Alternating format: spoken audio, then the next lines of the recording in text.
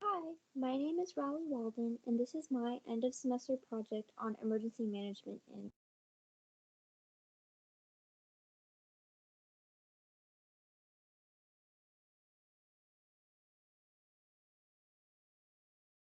To begin with Sweden's geography, it's a European Scandinavian country located between Finland and Norway, as you can see on the map. Sweden's coastline is most susceptible to erosion, flooding, sea level rise, landslides, avalanches, snowstorms, and more. Um, Sweden is also really prone to extreme storms, and because of that, their most persistent and problematic issue is their flooding. In addition to natural disasters, Sweden also faces man made disasters such as bridge collapses, railroad disasters, derailments, ship sinkings, and more. As for Sweden's actual emergency management system, they take an all hazards approach.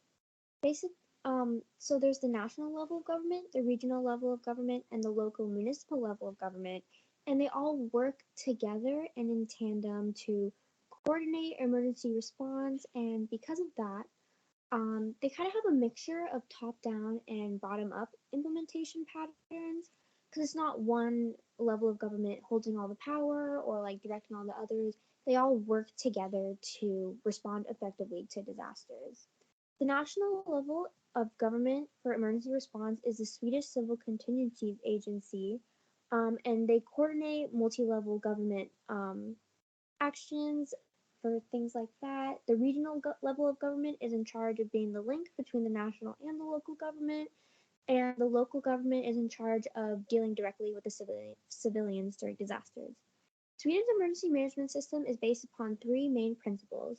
The principle of responsibility states that a group or an organization who is in charge of a particular role during a regular situation is also in charge of that action in a crisis, which helps to ensure consistency.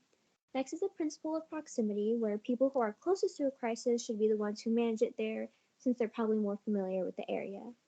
Lastly, there's a principle of similarity, which says that the localization and organization of activities should be the same during normal circumstances and during a crisis, because this helps create comfortable channels of communication and people are already dealing with resources they're familiar with. Another major part of Sweden's emergency management system is preparedness and informing the public. They give out leaflets, such as if crisis or war comes, they give out training classes of what to do during disasters, and they just really emphasize preparing the public for emergencies. Many disasters have happened that have contributed to Sweden's emergency management system, such as the Tuve landslide, the capsizing of the MS Estonia, the Gothenburg fire, Hurricane Gudrun, and more. As a bunch of these emergencies happen, Sweden's emergency management system learns from it and implements new protocols based off of these to help mitigate and like respond more effectively to disasters in the future. Lastly, some obstacles that face Sweden's emergency management system is that new risks are continuing to arise, and they just have to accept that some disasters are unavoidable. In addition, there's a lack of national coordination, which can compromise the effectiveness and clarity of risk management standards.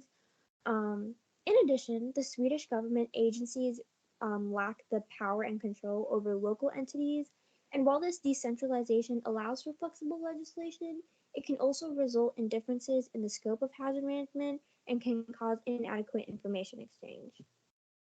Despite all of these obstacles, Sweden still has a very effective and well organized emergency management system that continues to adapt.